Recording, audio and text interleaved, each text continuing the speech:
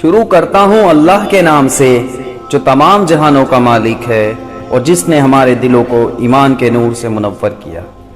سرکار دو عالم صلی اللہ علیہ وسلم نے فرمایا کہ میت کے پاس قبر میں 2 فرشتے آتے ہیں جو اس کو بٹھا کر سوال کرتے ہیں کہ مر ربو کا، تیرا رب کون ہے؟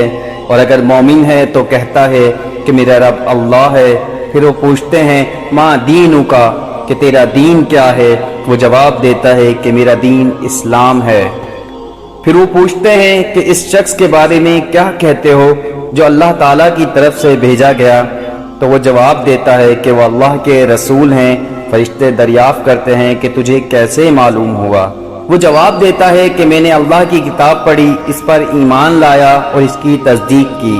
سورہ ابراہیم کی آیت ہے جس کا مضمون ہے کہ جب وہ صحیح جواب دیتا ہے تو اللہ کا ایک منادی آسمان سے پکار کر کہتا ہے کہ میرے بندے نے سچ کہا، اس کے لیے جنت کا بچھونا بچھا دو اور اس کو جنت کا لباس پہنا دو، اور اس کے لیے جنت کا ایک دروازہ کھول دو۔